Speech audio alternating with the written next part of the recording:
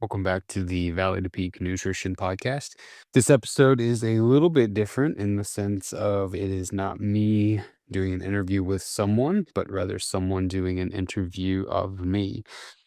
We sat down with Jaden Bales of the Hunt West podcast, and we reviewed a ton of really great practical nutrition tips for anybody who spends any time outdoors. You may wonder, well, why would you throw someone else's podcast on? It's because Jaden is just a really great listener, which makes him a great interviewer, which helped me give really good answers to common questions that we get a lot. And one of the things that I love the most about the questions that he asked is that some were very scenario based, which people often want to know. Well, what about in this instance? What did you do? Or what should I do if I find myself in a similar boat? And so we talk a lot about that. We talk a lot about how Valley to Peak has grown over the years. So if you're interested in small business kind of stuff, you may enjoy this as well.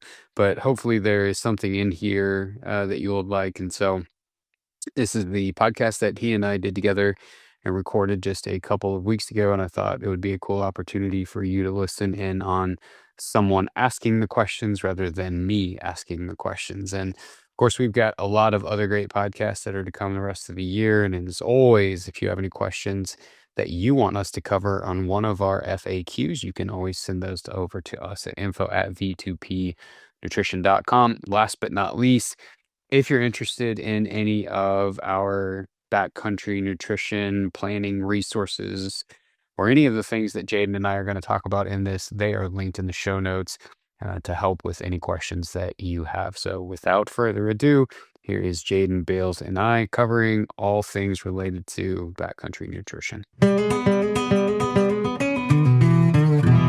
Welcome to the Hunt West podcast. Here's your host, Jaden Bales. What's up, everybody? Welcome to another episode of the Hunt West podcast. Today's episode is with my friend, Kyle Kamp of Valley to Peak Nutrition. I've known Kyle for a whole long time, and he's helped me out a lot with getting my nutrition dialed in for the mountains, both before and during hunting seasons. So I really wanted to pick his brain and get kind of the update from him. We just kind of started rolling into a conversation just as we were catching up before the podcast, and I hit record. So it's kind of an awkward intro, but we get into some meat and potatoes if you hang around for a little longer. Also, you'll notice like the Zoom internet was cut down a little bit, but then it get really good after a couple minutes. So if you hear a little scratchy, just hang with it. It clears up. All right. I hope you enjoy this podcast and you learn a little something about nutrition, the mountains, and hear a couple of good hunting stories from my friend, Kyle Kamp. How have you been? Man. This is great. So is this your full-time? Yeah. I'm writing. Great. I'm writing for Eastman's a bit. Do a little contract work, but I mean, mostly Hunt West is my full-time gig, man. And so is that, I mean, this is me speaking naively. You have clients, I would guess, and you're giving them direction on points or locations to look. Are you guiding or all the above? So, it's basically like coaching folks, but using their current hunt and helping them understand how to hunt it. So That's awesome. It's very much like I think most folks will contact me expecting to get waypoints, but walking away with, I hope, a little bit more knowledge about what they're doing, not just where. Yeah, for sure. I mean, I'm planning to brag you up on your own podcast eventually. You don't But need that was, that. but that was so true of me, right? It's like you did send me waypoints, but I think more importantly, you also gave me a lot of tips on like where to look, particularly for the season. And again, I'm a huge fan of your, if you still have it, even the three. You send the free tips or whatever. I think if I remember right, it's three. Is it three? Where you're like, look high, look middle, look low. Yeah. It's great, dude. It's great. Thanks, man. I just was talking to a guy. I mean, like, depends on the level of hunter, right? But like this one dude is coming from out east, and I was just talking to him about that this morning. I'm like, look, here's your high spot, low, medium. Yeah. It's fun stuff. What's so helpful about it is it? Well, I mean, it does. As I say, it gives you a playbook, right? You can look high, and it's very much true. In fact, like are you recording this right now? Because this probably is good fodder for you to throw on there. In fact, it was exactly what it's exactly what I found last year on my elk hunt. It was an area that I'd hunted forever, and I found elk a lot and been with guys that have killed a lot of elk in there, and I just could not for the life of me find one. 7 days hunting, seeing absolutely nothing, no sign of elk, which has never happened to me in there. And there were a few different things that were different about last year in that area that had not been true of other areas. And so it's what I did, man. I was like, well, they're definitely not high, and they're definitely not in their wintering range yet because it was too early. Like, there's only one other place to look, and I'm pretty sure that any elk that was in that unit was in that middle range, just kind of in that transition period. And, like I said, there were a lot of variables that I think forced their hand to do that earlier than they usually would have. But sure as day, they were in there in spades, and that was super helpful. Well, That good. information you gave me. So I'm glad, sure, man. I you really, got a job. yeah, yeah. Well, and I don't know, it's just fun because I like want to see my friends do well, and like everyone who gets a hold of me, I'm just like rooting for them. Yeah, it's awesome. It's probably very similar to how you feel, when someone gets a hold of you and you're like, all right, brother, we got a journey ahead of us, like we got to start from square one, but like it's fun to watch it all come 100%. together. Hold on one second. So the Wi-Fi guy was supposed to come yesterday, still couldn't. So I'm using a hotspot off of my phone on a fold-out table that I cut elk meat on, propping this mic up on a tote. So this is my setup for the day. This is just real life, right? But yeah, to your point, it's exactly the way I feel. It's actually funny you bring this up. I just had a meeting a little bit ago with one of the folks in our group who's done extremely well, and he's doing really well into what we call the maintenance phase of our program.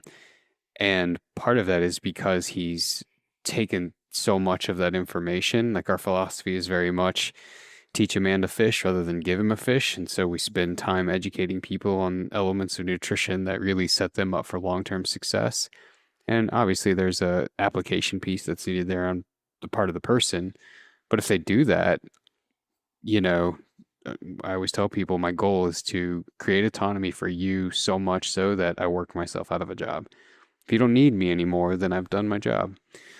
So yeah, it's a lot of fun to see people move from just being completely confused about all the information on nutrition that they've heard over the years online to feeling fully adequate to not only having had reached their goals, but feeling completely adequate to do this on their own. And then obviously you spend so much time with the person throughout that journey that a lot of those people end up becoming friends later. And you just, you had said you just want your friends to win, and that's exactly the way this is. You want them to do well. And so it's like, yeah, look, there's no secrets. The more tools that I can give you, the better off you're going to be. And a lot like hunting with what you do, you can give a guy all the tools in the world to catch fish, but if he doesn't go fish, if he doesn't apply them, what am I, like, I'm not giving away the shop here either. And that's what's interesting about hunting and about what you do. I feel like I'm rambling, but is deer and elk and anything really live anywhere, right? I mean, you could give a guy a pin where you've seen elk and there are no elk there, but if you give him the tools needed, this type of, this type of area, this type of country, this type of elevation band, whatever, right? All the different things. Well, now that all of a sudden gives him options on where to go if they're not at that pin, you're giving him a pin. So yeah, I think the work that you do is awesome. Makes me excited for you to see you doing it full time. Thanks, man. I think we probably need to just start the podcast at this point because you've like talked about some like really fundamental stuff to what you do. And, you helped me out. A few years ago at this point, like really try to dial in my nutrition. And, it's funny, like one of the first things you taught me was like, well, we'll track it. And I was kind of like a stick in the mud. I mean, I tracked it a little bit and then I was like, and I kind of fell off or whatever. And I was just like, okay, it's fine. Like, I got this. I got this. And do you think like, do you think that you find most people that you help the best are the ones who just do the thing? Like they're not particularly talented or gifted in any way, but they just do the steps? Oh, yeah. I mean, there's no question that, there is a huge correlation between someone's ability and willingness and attitude towards tracking and their success. And that's because it's a numbers game, right? At the end of the day, regardless of what you want out of nutrition, be it, weight and fat loss or performance nutrition on a mountain or performance nutrition when training, it's a numbers game. And what the tracker does is it takes away all ambiguity, it takes away all uncertainty and just becomes 100% factual. So if you come to me and you're having a problem, any problem as it's related to nutrition or training or whatever, and you have the data, I can, I can guarantee you we can fix it. But if you come to me and you're having a problem and you give me really subjective answers about what you've been doing, I can give you a general idea of many things it could be, but I can't really direct you. So yeah, the tracking, we say that tracking serves two purposes. One, it helps us achieve the goal. And number two, it teaches us about nutrition. I mean, it's not something that I think needs to be done forever, but it definitely takes away a lot of the uncertainty and gives people some precision. And one of the things that we are big on is you are going to rise and fall. You'll love this because this fits directly in with what you do. You're going to rise and fall to the level of your systems, right? We are prone to want to be outcome driven, right? We want success on a hunt. We want weight loss. We want improved performance. We want the outcome. The reality is that the outcome's going to be what the outcome's going to be. You could do everything right and still not control that outcome. But what you can measure is your system. Did you apply the system? Is your system created and does your system put you in the best position possible for the outcome that you're saying you want? And you can measure a system, right? And so if your system is in place and it's set up to be if it's set up to deliver the outcome that you want, at that stage of the game, the outcomes, all pretty much guaranteed. Especially with nutrition, it's a little different than hunting, right? I mean, we are all to some degree kind of relying on the animal reading the playbook, kind of, but you get yourself as I say that, I think of guys like Robbie Denning and Travis Nowotny and Russ Meyer, who it's like those dudes could go into the ocean and find a mule deer and kill it, right? It's just like somehow there's some of those guys that just, I mean, they violate the whole luck principle and still are able to pull out the biggest animal in any unit in any state. But for the most part, I think I think it still applies. Yeah, no, dude, you're hitting on it is exactly what I think about. It's like you can't control whether you take one home, right? Like most of the time, but you can surely control whether you see them or find them. Maybe you can't control whether you access them, but like if you're putting the pieces together, like on principle, it's way better than if you're just hoping that you're kind of doing it right and you're just walking around in the woods. I feel like that's the same thing with nutrition is like, especially when people are following fads or whatever, like people are just like picking up a thing, be like picking up a bugle tube and be like, this is going to work and not knowing how to use it, Yeah. Yeah. And, I think what's interesting and probably again, direct overlap with what you do is we live in a day where we have never had more information on any topic you could want, right? Mm.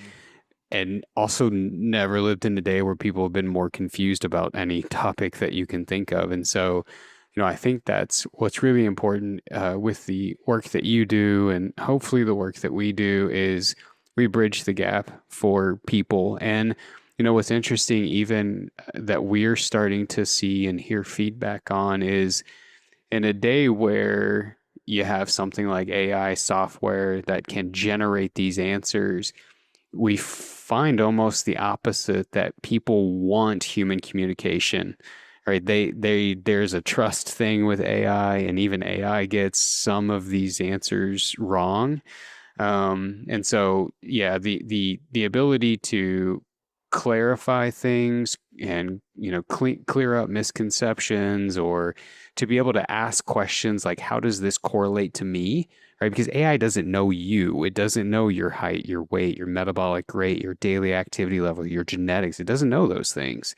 And so to be able to take some of that information and translate it into a person in a way that they can go create a system that works for them is what we really try to do. And, hopefully everybody that we work with feels like we do that. But it's so funny. So this is a very applicable story to what you do. But my girlfriend is really into fitness. She's really into nutrition. And she'd been really consistent with watching what she was eating, not just going in her mouth, but like she was eating good stuff and making sure that it like fit this like caloric bounds basically. And she wasn't getting anywhere. She was like still, she's strong, very strong, and lifts well, and is in good cardio shape. But she's just like, man, I'm not going towards my goals still after like a month or two. And I was, at some point in that transition, in that time frame, I was like, maybe you just got to pick up your caloric expenditure. Like, instead of doing, 5 days a week of strength training, you got to maybe like increase your caloric expenditure or whatever. And largely, this is from stuff that you would talk about and preach, is like it's just a math equation. And like if you're stalling out, you got to either decrease calories or increase expenditure. And um, then we walked into her nutrition shop where one of her friends works, and did a body scan. And he goes, I think you just need to increase your caloric expenditure.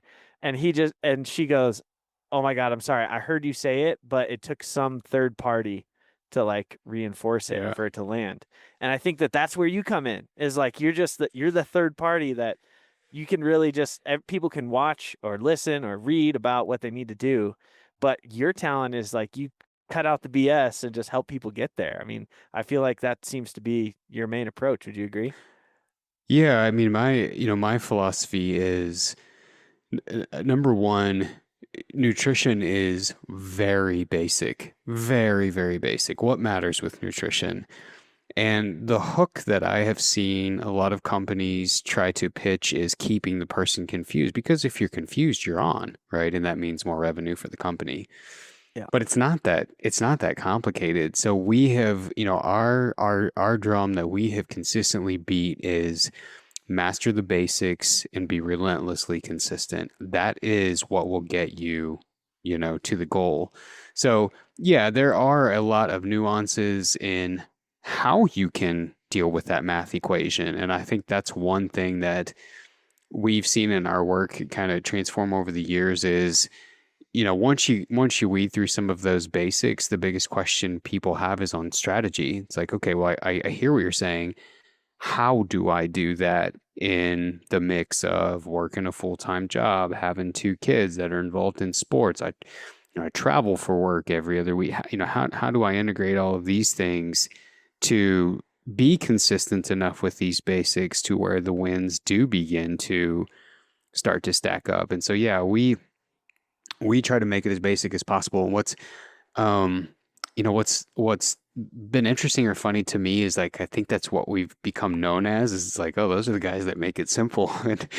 And in a world where everybody's talking about genetic testing and all this stuff, it seems like people want more of the basics. And I've got to be honest with you that this whole philosophy really arose from me in school going through this and sitting in these classes with people that are a lot smarter than I was, and hearing the professors, you know, give me information and not knowing any of it.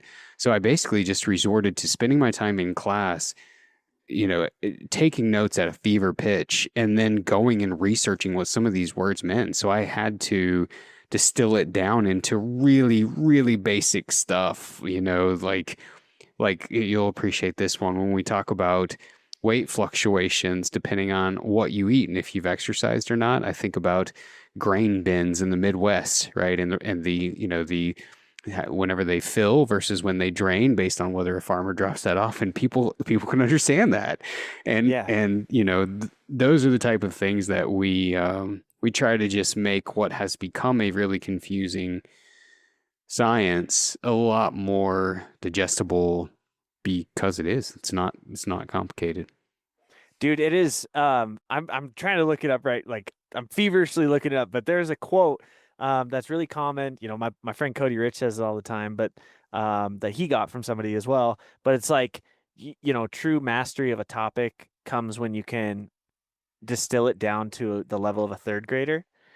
And Yeah. I think that that's something. I mean, you're more humble than you would admit to say that you're at that level, but it is one of the things outside looking in. I'm like, you understand it so well that you can make it digestible instead of understanding it so well, or maybe three-quarters of the way and then using big words to fill up the rest. Yeah, well, I appreciate that.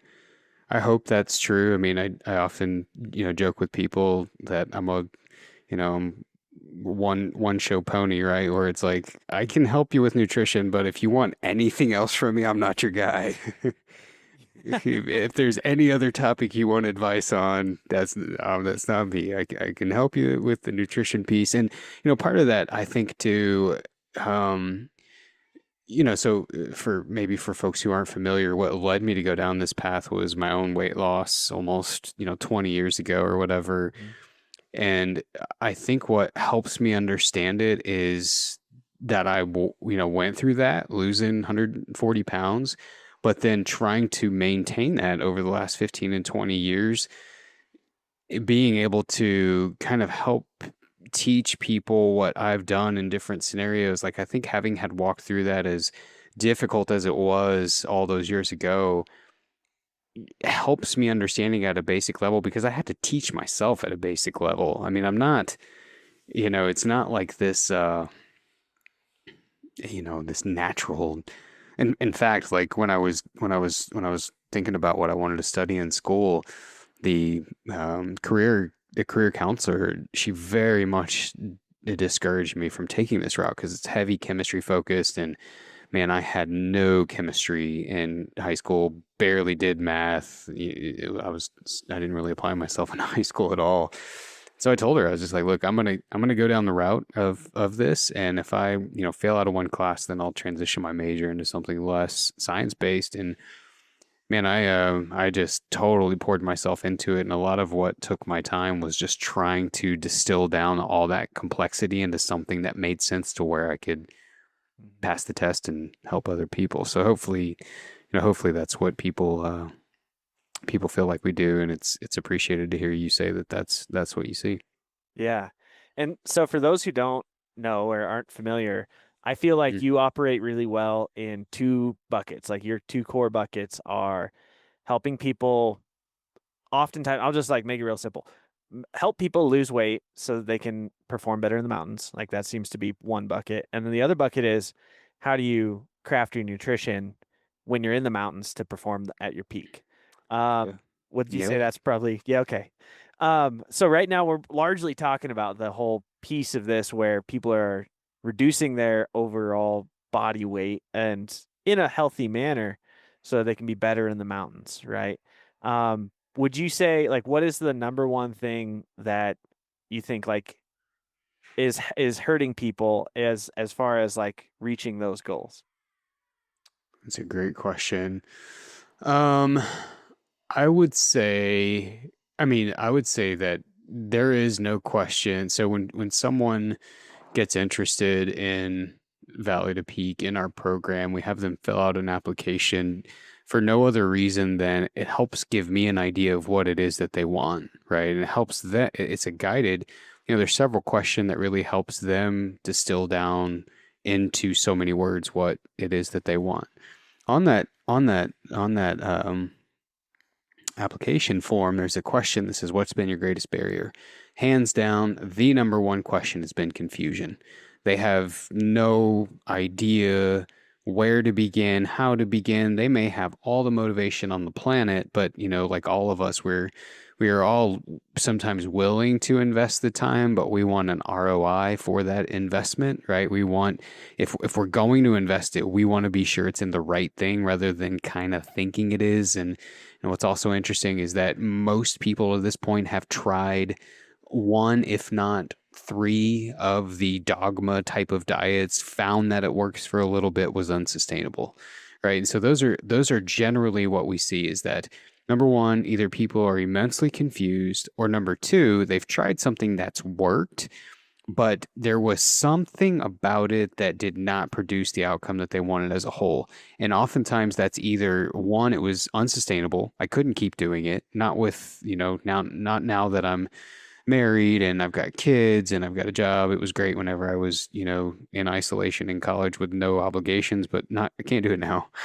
And or number two, I followed this thing, but I had no energy. I couldn't train for the mountains, or when I did train, I would just fall completely flat halfway through a training session, or I couldn't move beyond a barrier in strength, some sort of outcome that led to them being that led to it, the nutrition approach being prohibitive to improving performance, which you could argue at that point, like, what's the point? And so those tend to be the two things. And so we've kind of built a model that helps give people some direction and really condense down what their goals are based on different periods of interest to them. And then we build a program around that, knowing that you can always change that period of interest. For example, if you've got if you were on a cancellation list and you get a sheep hunt booked and that sheep hunt's in 8 weeks, this is not a time for you to be dropping weight. You need to maybe pay attention, maybe not a pint of ice cream, just a dish at night, or like pay attention a little bit, but make sure you're giving your body the fuel that it needs so that you can train to get ready for that sheep or goat hunt or whatever it is. Now, when you come back, if you feel like, oh yeah, I'd really, now I feel like is the time I probably need to put some focus on my weight, my health, and then you transition, that's the time to do it, right? And so I think that that's a huge piece of it. Is there's a lot of conversation right now going around about how you can build muscle and lose body fat in X number of days, and there are instances where that's true, but there are also reasons why there are caps and limitations on that. And I think people really being able to have a realistic, an expectation of what's actually real versus what you read on some promo is huge, because you'll get a lot of people applying a lot of focus and attention and time, not seeing the outcome that they feel like they should be seeing, and discouraged, and they quit. Right. And who could blame them? Right. This is the definition of insanity, doing the same thing over and over again, expecting different results, and it never comes. So, yeah, I think that, the program started with nutrition, calories, and it's morphed into so many other things that, again, I think are best distilled down into saying we really want people to understand the breadth of how all of this works, because then you can really start to make some progress. Yeah. No, that makes a lot of sense. So as we sit now, I know this is kind of crazy, but we're like 3 months from September. And when this comes out, it's like bulls will be bugling when this is 3 months from now. And that's kind of mind boggling. I was just talking to a fellow the other day who I was working with. I probably made some snap judgments. He's doing a little bit of working out, but I'm like, oh, buddy, like, I hope he really kind of kicks it in gear here and gets ready for his Colorado hunt. What kind of, like, as you're staring down the barrel 3 months from hunting season, you're like, I want to be at the best. How much of that, how many, maybe walk through some principles, but like, how much of that are you looking at is diet related versus training related? Well, I think it's always going to vary, right? So, like, here's a couple of examples. You could have a guy who has never done anything, never tried anything, never tried to weight loss, never paid attention to his diet, never picked up a weight or gone for a hike or anything. If that guy, goes for walks in the evening and eats one bite less of ice cream, he could lose 25 pounds between now and September, right? Just very small changes, and that dude's going to morph. If you have another person, though, who has already invested some time, maybe they've already seen some weight loss, or they're already lean and they want to get leaner, or they're already strong, but they want to get stronger, or whatever, it's going to take more time. Right. And so I think that having a realistic expectation based on that is really important.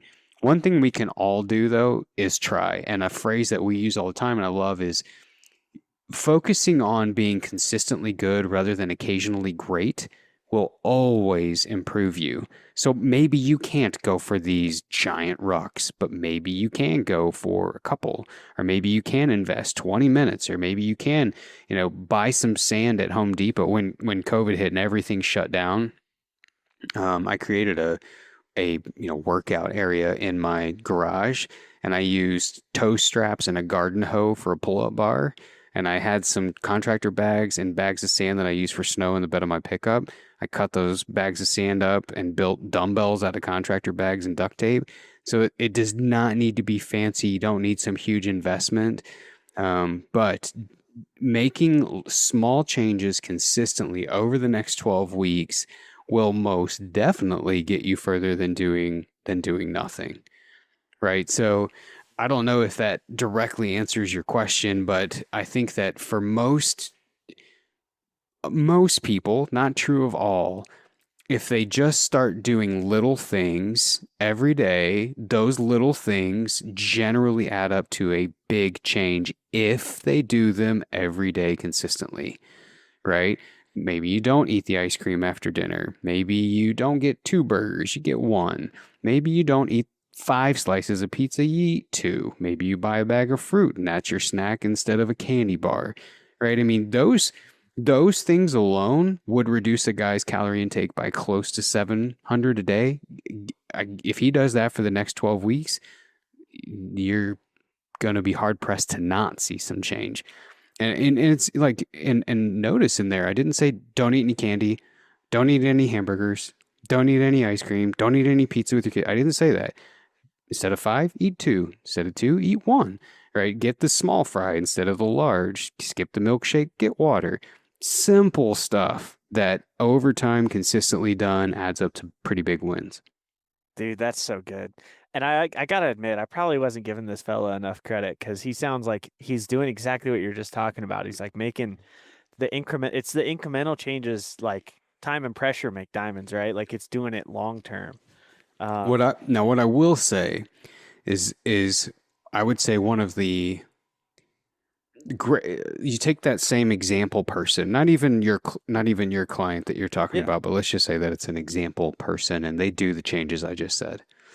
I'd say the greatest hangup that we see for people is the weekend comes and those things go out the window. The consistency is gone, right? And so the consistent element of that is hands down, the difference between success and none. And that is often what happens is the weekend gets away from you, depending on a person's plan. Sometimes they'll be like, well, I just felt like I deserved the weekend after working so hard during the week. And the challenging part that exists with that, you talk about it being just a math equation, is the math equation doesn't care what you deserve. All it knows is what's coming in and what your expenditure is. And it will produce results solely based on that, not what you felt like you deserved or what you thought might be okay. And that's what's tough, right? Is you can kind of that, and that's where I'm a huge fan of the tracker. Is if that's happening and it's not making sense to you, we can go figure out why it's not and figure out what to do. yeah. It's kind of like your caloric intake and expenditure doesn't work a 40-hour work week, right? Like That's exactly right. which Yep. I think is one of the hardest parts about the consistency, like you're saying. One of the things that is really important to me as I'm looking at this stuff, and this is one of the reasons I want to talk to you about it, is crafting something that's like real sustainable, right? You hear everybody talk about, oh, let's get on the carnivore diet, or I'm gonna go keto, or whatever the case is. And oftentimes you don't hear people doing that same diet a year later. So what are what are your thoughts on like doing things that are sustainable as far as, crafting a diet that's gonna get you to your goals? I think number one. Asking yourself when you're doing it, can I picture myself doing this in 6 weeks, 6 months, 6 years on vacation with my kids? If the answer to those things are no, I might then ask myself, how would I modify it to make it to where I'd say yes? I wouldn't quit it. I wouldn't throw the baby out with the bathwater. I'm not going to condemn any dogmatic diet approach. I mean, the stage of the game, as crazy as some of these are, we all know someone who's had success on them. So, at the end of the day, the reason why is a deficit, but it doesn't matter. If the strategy works and creates a deficit, then it does. I would say I would say this too, just kind of spitballing some ideas. For most people, the excess calories don't necessarily come in the form of a meal. It comes in random consumption between meals. Lattes, little grab here at the boss's desk, little grab there after dinner, extra chicken nuggets off the kids' plate, a couple boxes of fries or a couple extra fries out of the medium, getting the ones off the bottom of the bag. It's those things. If you simply true up your intake to say, I'm going to eat whatever timing you like, right? Breakfast, lunch, dinner, just lunch and dinner, whatever. I'm going to eat 3 structured meals and I'm just going to cut the intake out between meals. I think that alone we've seen do a lot for people. We've had guys that are on the road truckers who struggle to, navigate like a restaurant menu. And I'll just say, look, whatever you normally get, just get half. Take the other half home, make that lunch, and they lose weight on that.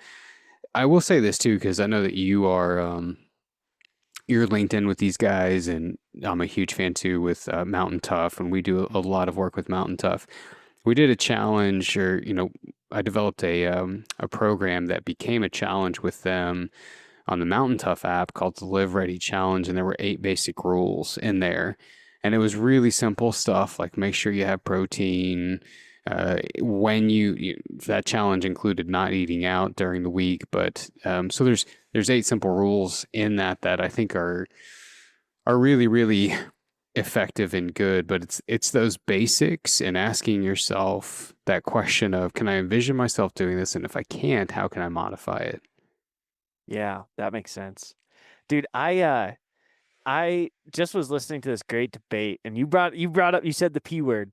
I was listening to this great discussion with Andrew Huberman and then another scientist discussing people's necessary protein intake, and Oh, for those of us who are hunters, I think we hear people like Huberman talk about increase your protein load, and we're like, oh yeah, that's eat more red meat, like that's right up my alley.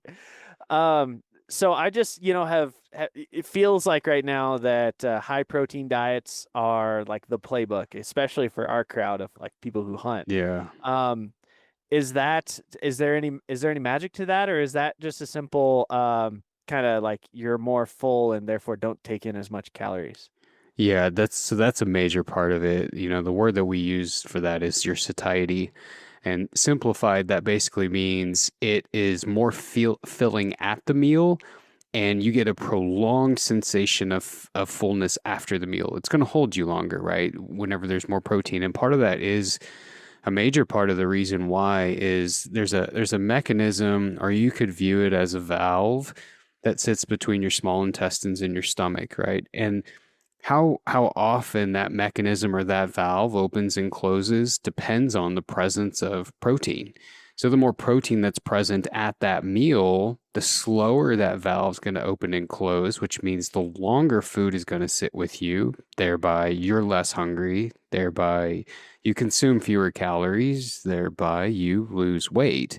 So, I think that is, in the most simple terms, one of the reasons we see higher protein intakes help lead to more weight loss. And you talked about carnivore earlier. Another mechanism that controls the speed in which that valve opens is fat.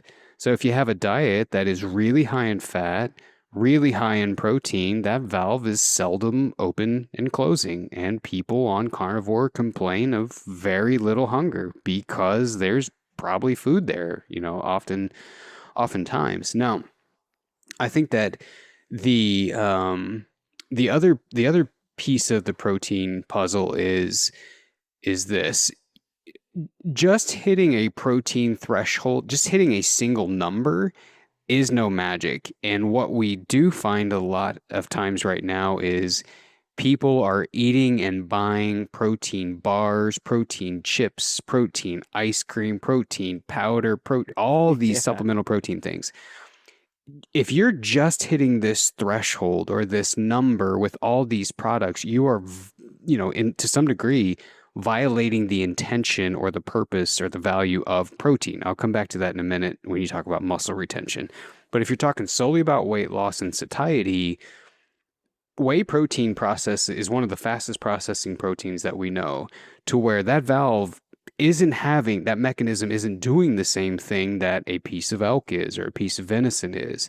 And so just hitting this number thinking, well, if I hit this number, it'll help me with weight loss. Not necessarily. It depends on the rest of the composition of your diet. It depends on the source of protein. It depends on the portion of protein. Was it enough to really hold you over?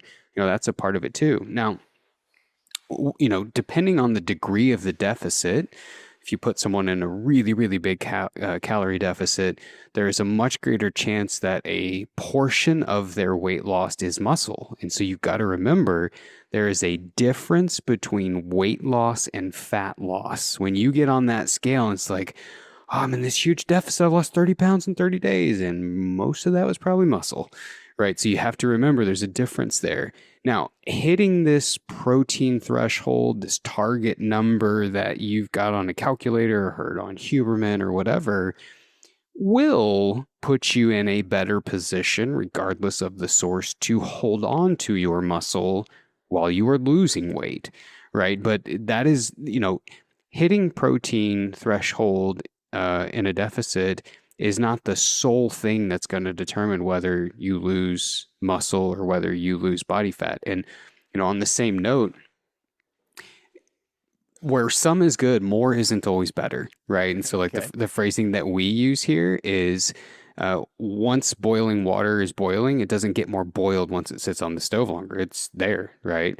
Now, I think once you hit a certain threshold, beyond that can just be excess calories. At that stage of the game, it's just, it's no different than going overboard on anything. So yeah, there's a lot of things to think to. And so we simplify this messaging in our own program with people by simply saying, look, anytime you eat a meal, have a dose of protein. Choose it. It doesn't matter to me what it is. Have a dose of protein, sprinkle it in regularly throughout the day. So each time that you're eating to a certain dose, and you're probably going to be covering most of your basis with that. All these other little nuanced conversations about it are more than likely going to be covered simply by doing those two things, because a major part of the muscle retention, muscle building element of protein, as well as the satiety, is keeping that protein in the bloodstream most of the time. If the body needs it for recovery, it's available. And so the pattern that we see in the US oftentimes is people will stop by and they'll get a latte and a muffin, no real protein in the morning. Might grab a bag of pretzels and a Diet Coke at lunch, maybe a Snickers bar around noon, no real protein. 90-ounce T-bone with a 42-ounce baked potato at dinner, right? It's like 106 grams of protein at once. It'd be more ideal to have that trickle in throughout the course of the day, so there's always a supply to pull from. Okay, that makes a lot of sense, man. Well, and it also makes a lot of sense as to why I probably lost so much weight last hunting season, because eating backpacking foods and just throwing it whatever in my stomach, I ended up losing like 15 pounds, and I felt went in pretty strong, and I felt pretty small coming out after guiding and everything. So let's assume someone has this like kind of off season plan dialed, and then you're hitting the ground running, especially as a Western hunter. How do things look different, or do they look different when it comes to your diet and you're in the middle of hunting season? Well, I think it's going to depend on how much that guy is hunting, for one, and here's my answer for the guy that's hunting a lot, right? So I live in Idaho. Many of my friends, like by the time August 15th or so is rolling, it's kind of like full go until November. You're just running and gunning on the weekends.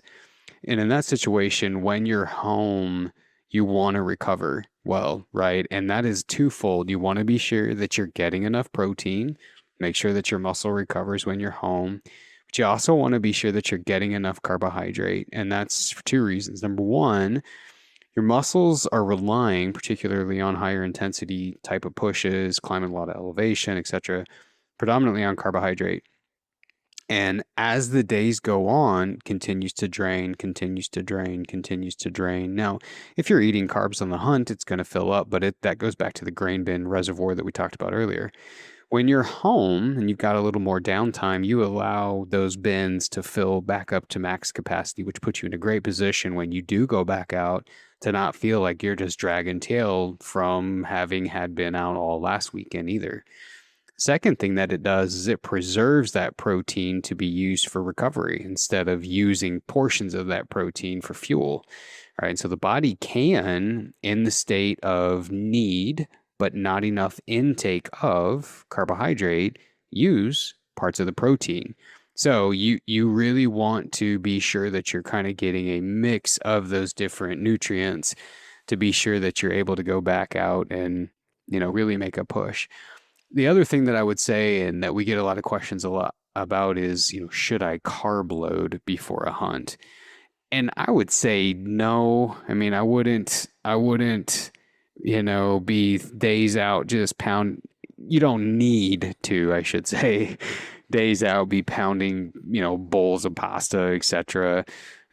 In preparation for carb load. Like hunting isn't, the cadence of hunting isn't the same as the cadence of different type of events where carb loading is more appropriate. But yeah, I think the recovery element of it is really important, especially for guys that are going a lot. But if you get a guy from, let's say, the Midwest or the East who's coming out once, your game plan is preparation ahead of time, right? The 12 weeks beforehand, truing up those little things that might need a little bit of truing so that you feel good when you do get here. And then staying on top of your game when you are here. That's the biggest thing. One of the biggest things we see is, you'll feel good on day 1, 2, 3, catches up with you on day 4 if you're not paying attention. Day 5, you kind of got to stay in camp and but to stay strong for 7, 8, 10, sometimes 14 days, sometimes guys are taking off for a couple weeks when they make the big trip out here. You really got to stay on top of your nutrition. And again, that's carbohydrate and protein intake. And so, we condense this into simple messaging by just saying totals and timing.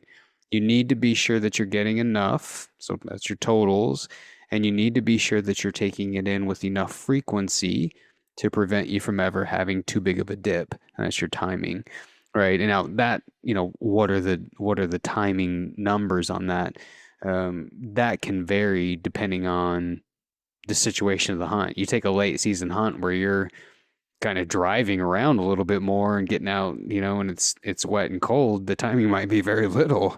Whereas if you talk about, man, September, chasing elk all over the planet, lots of undulation, lots of miles.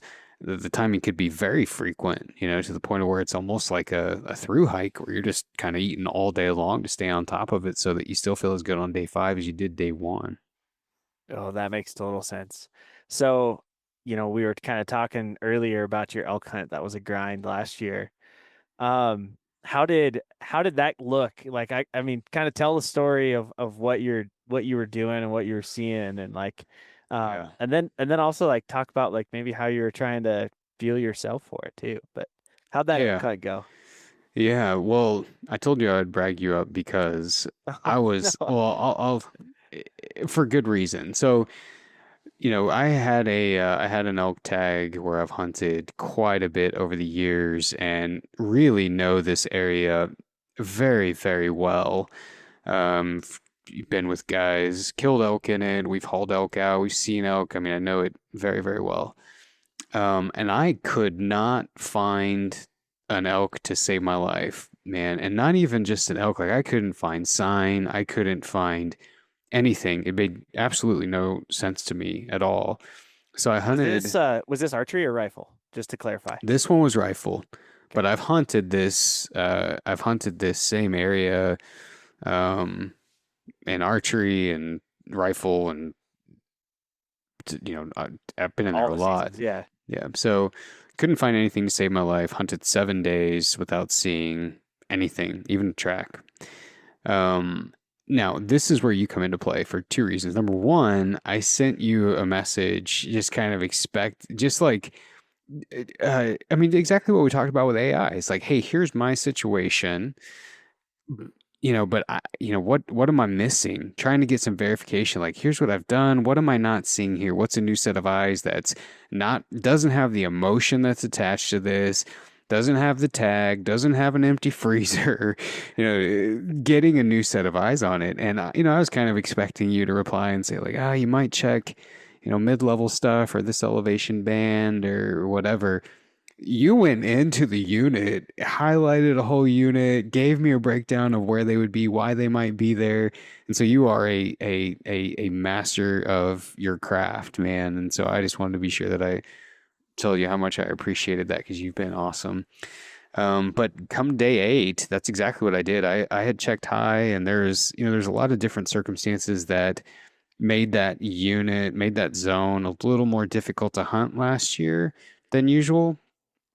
Um, and so I went to about the only place that I hadn't been, which was kind of their mid-level stuff, and they were all in there. And yeah, so the last day of the season, so day 7, I ended up glassing. I mean, I would imagine that day we probably glassed 200 plus elk Oh and man, in you different. found them.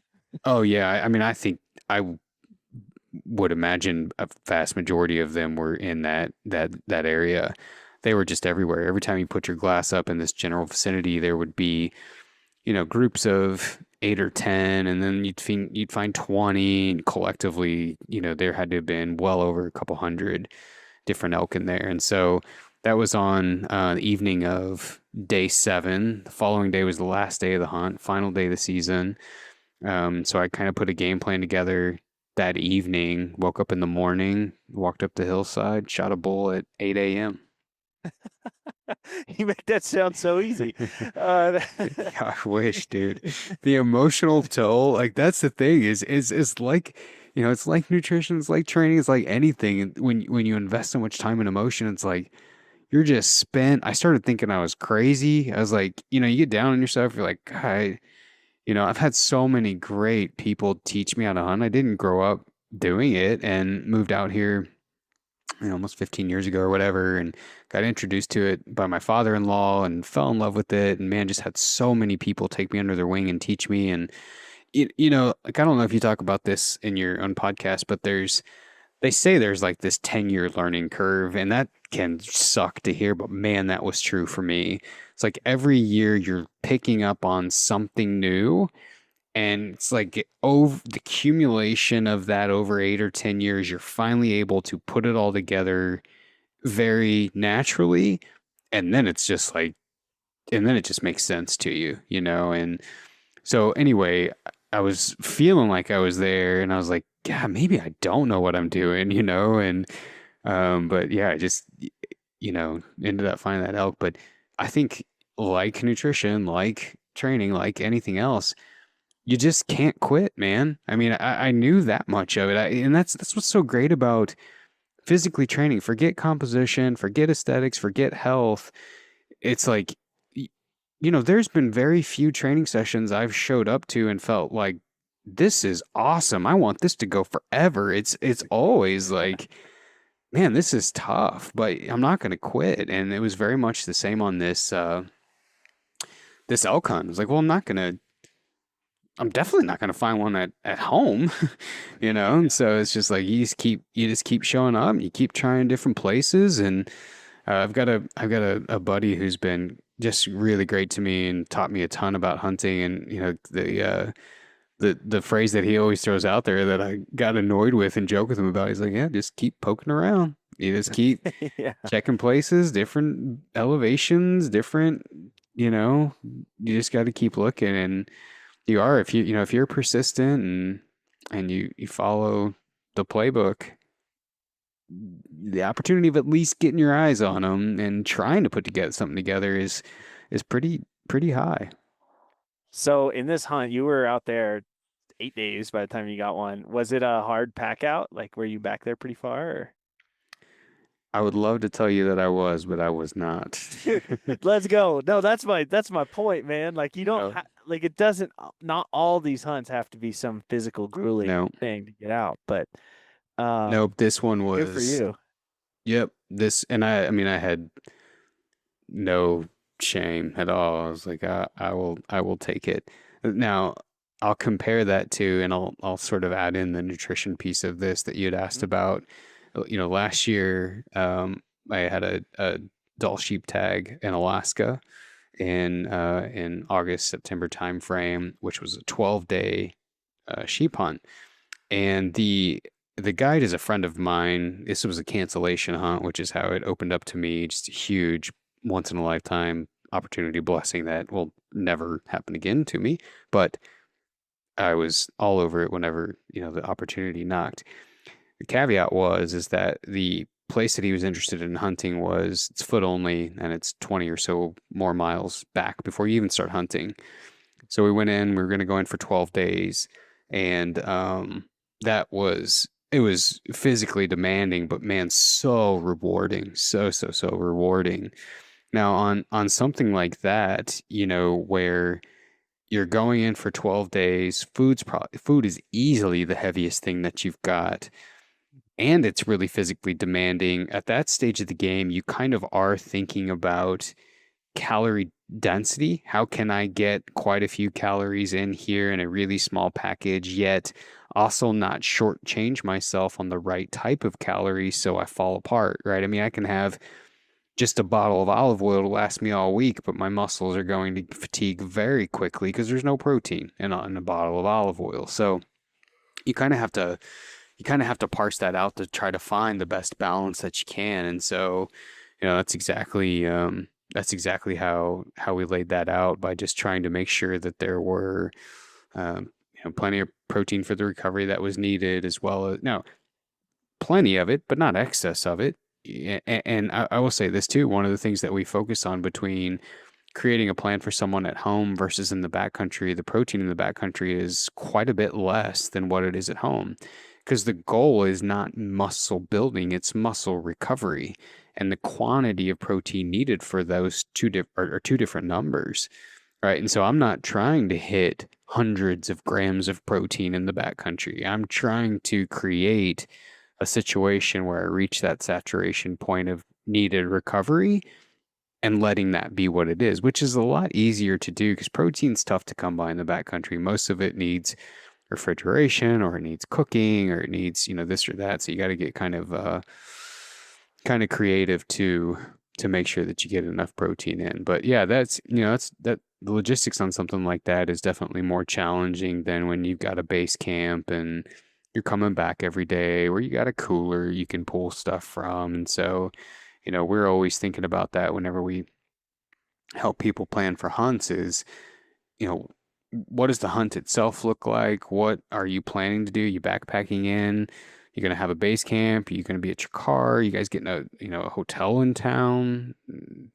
And then you can really start to build together, put together a plan. Yeah, no, that makes total sense. But it also, like as you're saying that, it also means whether you're having a base camp or you're doing a hotel, like, it's worth it to have an extra cooler that has, you know, a bunch of last year's elk burger in it to Yeah. be eating and throwing in your meals than it is like my family's always been like notorious for just getting a bunch of stroganoff and like different hamburger like not hamburger helper because we wouldn't have the hamburger part very often, but essentially like we're just trying to shortchange it with the fastest food that we can make at night, and so it sounds like really when someone even as simple as just as car camping, it's like, hey, make sure that you're getting that protein in that you still need. Yeah. I mean, so I'll give you an example. I had a late season cow tag probably 3 years ago. And we were planning to set up a base camp and set up a wall tent and just kind of, freeze dry, meal it, and do our normal stuff. But the temps were, the nighttime lows were calling for between -9 and -13 or so, with daytime It's highs being single digits or tens. We all, we had plenty of gear that would keep us warm at night, but because of the logistics and challenges getting out of town on time, just didn't feel like trying to get up there at night, trying to hammer, tent stakes into frozen ground, trying to, the constant chore and theme of keeping water from getting frozen so you can eat anything in the mornings. So when I saw those, I was like, we're getting a hotel. yeah, yeah, And in that situation where you're on a late season hunt and it's, dark by 5 and you're in a hotel, like there is no better way than to kill some time grilling burgers on the back of a tailgate and, hanging out and just making it an experience. A lot of times these trips can be just run and gun, and you're trying to, you put the kids to bed, you bomb out of town at 9 p.m., you get up there at midnight, you're hiking in till 2, you sleep, you hunt for 2 days, and then you're hiking out at night to get back at home, put the kids in bed by Sunday night, and like the experience part isn't there as much. yeah. But Bomb then there's cyclone, just trying to keep the yeah. wheels on the bus turning. Yeah, Yeah, man, it's a it's a lot tougher once you get kids and stuff into the mix, but um yeah, I think that's one thing that I've grown to really appreciate and love over the last few years is, of course, I want to accomplish a goal while I'm there, but also really trying to make sure that I like enjoy the experience and the people that I'm with, and taking the time to take a couple packs of burger up so we can do that on a couple of nights rather than like, yeah, let's just throw some freeze dried stuff in, put a jet boil in the hotel room or the back of the tailgate or whatever. So yeah, it's a lot of fun to do whenever it's a late season hunt like that. But to the point of the topic that we were talking about, it does open up a lot of options for how to get those carbohydrates in, how to get the protein in, and what options you've got. yeah. So that's like a major contrast to your backpack hunt, doll sheep. Like, I mean, Yeah, it's just, but I love that so many people, that's like the pinnacle. That's like what they're looking for. yeah, But I don't know that they know what they're getting themselves into. And I know you know how to pack really smart, but like what kind of, 12-day hunt, how heavy is yeah, your pack as you're going in? yeah. It was 80 pounds is what we are going in with, which was, an Nalgene full of water and rifle, extra ammo, everything. It was about 80 going in.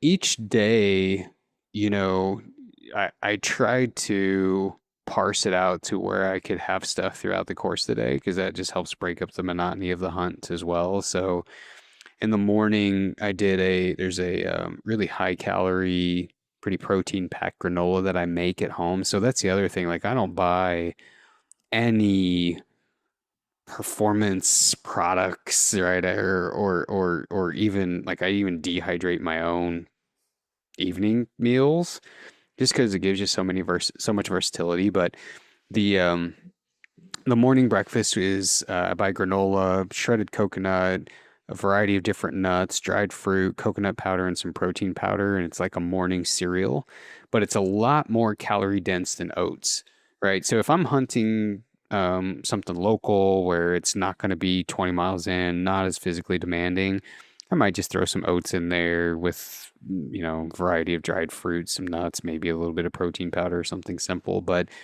the granola really increases the calorie density, especially from carbs. So I took that for breakfasts.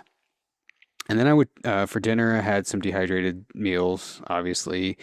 And my quote unquote lunch was really more of like a kid's charcuterie board snack pack. And in that was some spicy trail mix, some salami, and then these really high calorie um they look like a no bake, but you do bake them. They're like a oat peanut butter protein bar, right? And so I'll bake these things in muffin tins, and they're about 300 or 400 calories a piece. So like total daily intake on that was pushing 3,700 calories. And a lot of that is just broken up into these kind of small feedings throughout the course of the day rather than, one or two large ones. And Is lots of that like coffee. Lots of coffee. that's the good? Yeah, that's always got to make it to the day. Yeah. So is it like 3 pounds a day or more for You food? know, people ask that, and I am very much like I don't weigh it. I'm of the Yeah, philosophy of if I would rather, especially when it comes to food, I'd rather have it and not need it than wish I had it and not have it to a point, right? I mean, be yeah, somewhat sensible.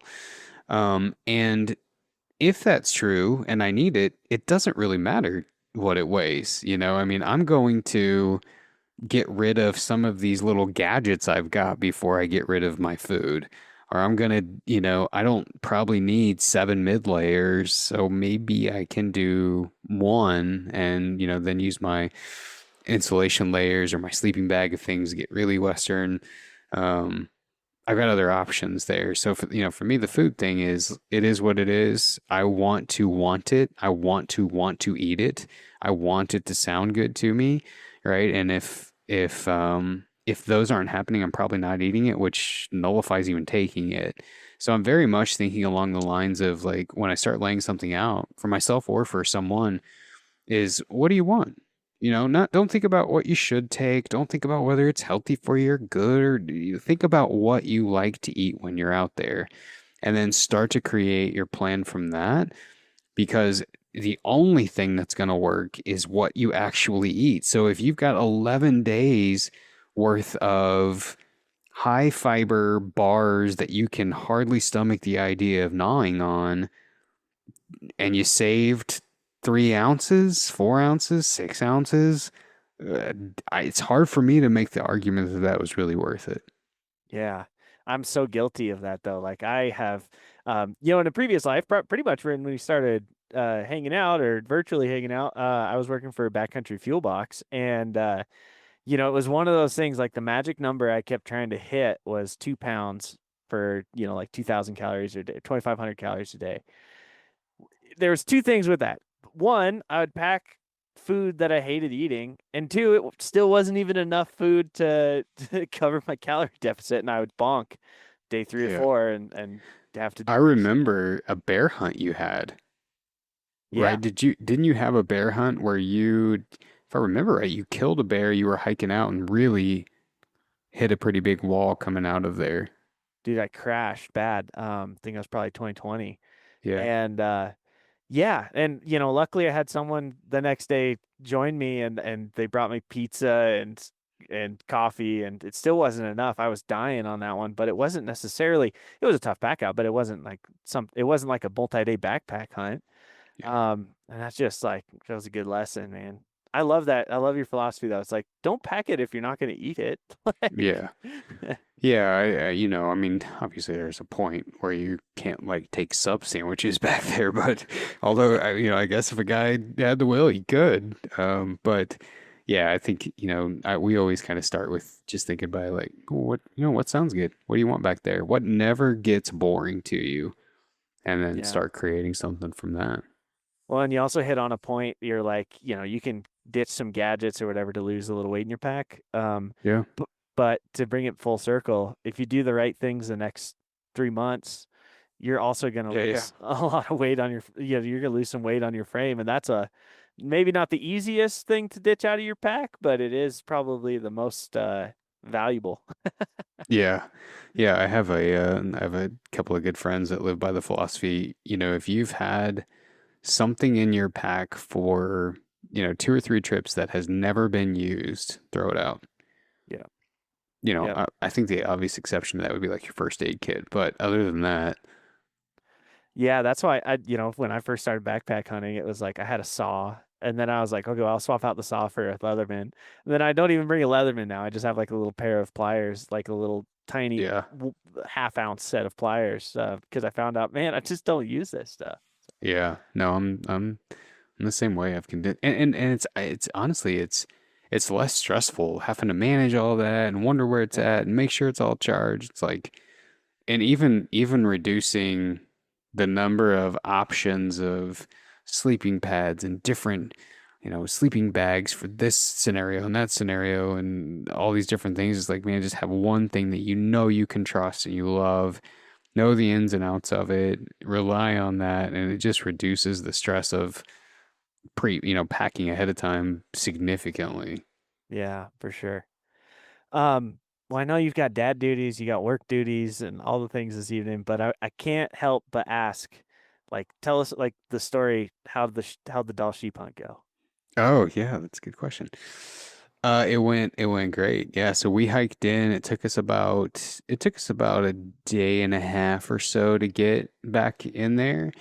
It was very rare because we had beautiful days, and that was part of the idea. Is like the first day we did about 7 miles, and then we camped because we got started midday or whatever. But then the second day was a big push, and we were pretty hosed because anybody who's ever hiked up there, the miles are not ever easy, and not just because of elevation and steepness, but you're dealing with tundra down low and brush, and they're very challenging, rewarding but challenging. And so the second day, we were very much contemplating just setting up camp rather than going to where we wanted to, but you know the decision that we finally made was driven by the fact that we have plenty of daylight that time of year. We have absolutely no weather, and we are probably borrowing time on both of those. So, Yeah. it would be better just to make the push, rest tomorrow, and glass because we'll be where we want to be for the most part. And so that's exactly what we did. Made it to camp, set up camp, we started glassing, and then it was on I believe it was day 5 that we started seeing some sheep, started seeing some rams. And so uh, there were a couple of areas that we were interested in looking closer at. And man, the classic guide move, right? My guide is a friend of mine, Mark Rowenhorst up in Alaska. He's like, let me just go like poke around over here one more time before we head back to camp. So he goes over the ridge and he's glassing. The next thing you know, he's running back with a big old smile. And I'm like, what's that smile? He's like, we've got sheep. So he finds a band of about 17 sheep. And in that band is 5 rams, 3 of which are like, it'd be really interesting to see what these look like closer. 2 of which you can clearly tell just kind of have the banana curl and definitely not legal. And so we started, putting together a game plan of what that's going to look like to try to really make an attempt to get over there the next day. And so we did. We woke up and decided that probably the best thing to do would be to drop off of the peak that we were on. We were up high, camped up high, to drop off of that and then tried to hug the base of the mountain that they were on, thinking that they were high enough that they couldn't see us. And if you've ever seen sheep, man, they are as wise as it gets. They bed in every which direction and have every square inch of that place completely covered. And so we made it pretty far. And the Rams definitely, they picked us off as we started to come around. There were some on the backside that we didn't know were there. And it's interesting being with someone with so much experience, right? Because I see that and I'm like, man, you're screwed. That's it. We're done. And he's like, nope, just keep hiking as though you're a tourist. Just keep moving down the valley. Act like you don't see them. Act like they're nothing. Just keep moving, and then we'll circle back and see what they did. So we did. They stood up, they moved, but then they bedded right back down. And so that allowed us to make a kind of make a play on them. So we go take a drainage up a different side of the mountain that they're on, go to the top, and then we are on the top of this ridge looking down over 17 sheep, and dude, it's just like, regardless of the tag, regardless of the hunt, regardless of the weight of what that means, having a tag in this type of hunt, probably never getting to do it again, to be on top of their beautiful bluebird day in Alaska, watching, 17 sheep do their thing. That is as embedded in my head as anything else. It was spectacular, it really was. And so he gets spotter out, starts glassing them, and I'm next to him with my rifle. I'd practice shooting all summer, man. I made a schedule for myself. I shot every Friday, different positions, different round counts, everything, trying to do everything that I could in my power. I end up like 160 yards over the top of these, laying completely prone on a bipod, perfect rest. Let's go. That's Yeah, I know it, perfect. man. I know it. And, he's counting, and there's one that's clearly just seems to be a little bigger than the other two potentials. And I'm thinking if he clears me on any of them, it'll probably be him because, for legality up there, they've either got to pass the stick test, they've got to be a certain age, they've got to be full curl, you can't just, for anybody who didn't know, you can't just start blasting. um, and so he's trying to verify through any of those methods that they're legal, but I just keep in the scope on this one ram thinking, if he's going to give me a green light on any, I'd imagine it'll be this one. But the sheep are kind of meandering around. So about the time you start getting a ring count on their horns, he positions his head and you lose track of the count. And so anyway, it's like, it's dead silent. And I can envision you like this. He is a great guide because he is not working me up. He's not expressing any uncertainty. He's not, oh yeah, I think he could be. I think he could be. I think he's doing none of that. He is silent, right? And so I'm sitting here like, just not knowing what to do, And so finally, out of nowhere, he's like, "You can take the one facing left. He's legal, full curl." And that was the one I was watching. And so he switches his phone over to video to watch the shot to see where it hits so we can chase it. And I was not waiting. I clicked the safety off and shot, hit him great. He was quartering to me a little bit, so it came out it hit him right behind the shoulder, came out the back. He starts stumbling and he's dropping, but he's not completely dropped. So the other sheep clear, and just for insurance, I shot again right behind the shoulder, and down he went, man. That's incredible. Down Dude, he I went. love that. 3 p.m., beautiful bluebird day. And, that's another one of those things I was talking about earlier with the experience. We didn't rush it, just soaked it up, the experience, the incredible animals they are. And, got him all processed and quartered out, hiked out at dark with the headlamps. And I think it was 12:32 whenever we started making our mountain house or whatever meal we had. Yeah. Started making our food at night and had that ram all packed up, and then started the hike out the next day. That's incredible, man. Also, That's that's awesome. very intuitive of you to be like, this guy he's working. Because that's my favorite thing is like when I'm just like on a spotting scope and I'm just working, it's like, man, like, I think a lot of guys, especially if you're a hunter yourself, you kind of get like anxious. You're just like, Yeah. can I help? Like, can I do anything? And every time I'm just like, no, that's good. I'm just working. Yeah. That's Yeah, exactly what he's doing. he's a good friend, so I knew that.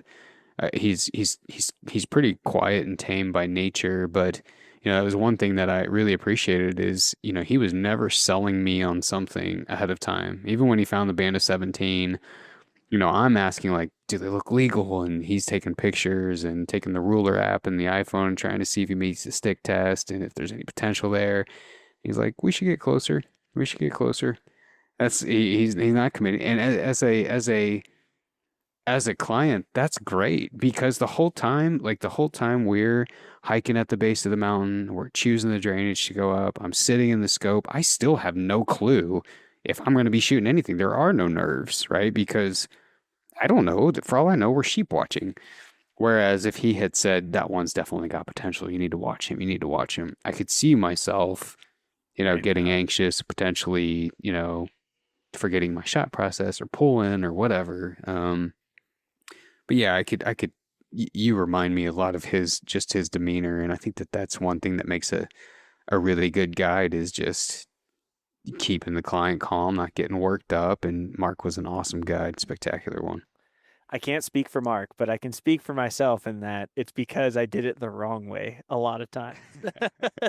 you know, like the kind of thing where someone's getting set up for a shot and I'm running around trying to get them a better position. And it just, like my anxiety is increasing their anxiety. And it's just, it doesn't work very good. So because that's a good tip for anybody helping anybody else out. Yeah. It's like, just Yeah, for sure.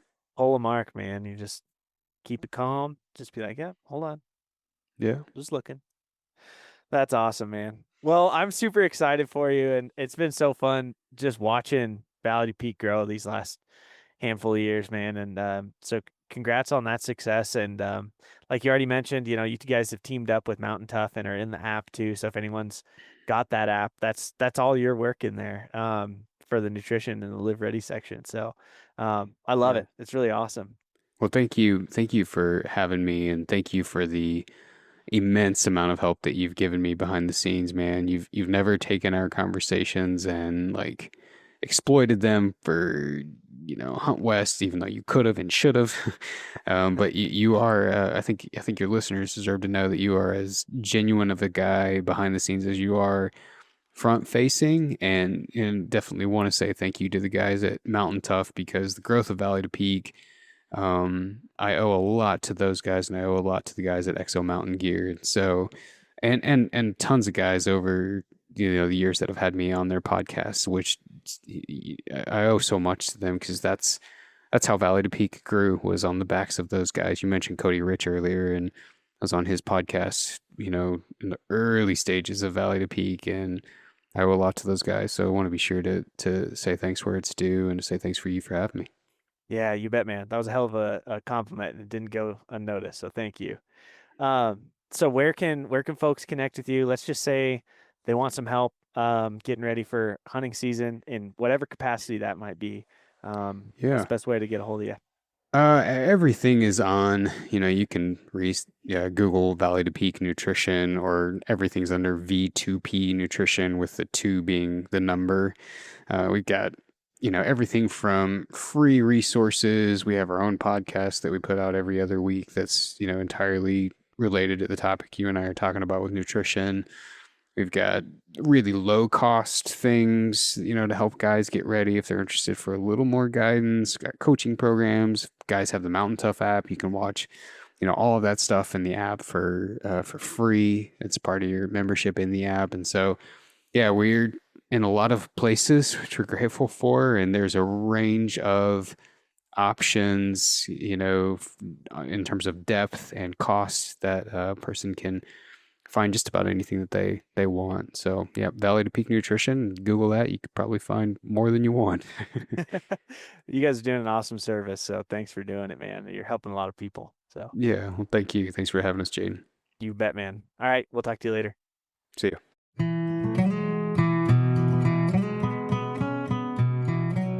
Thank you for listening to the Hunt West podcast. If you like what you heard today, the best compliment you can give is to share the show with a friend. We will see you on the next episode, and we hope one day to see you hunt west.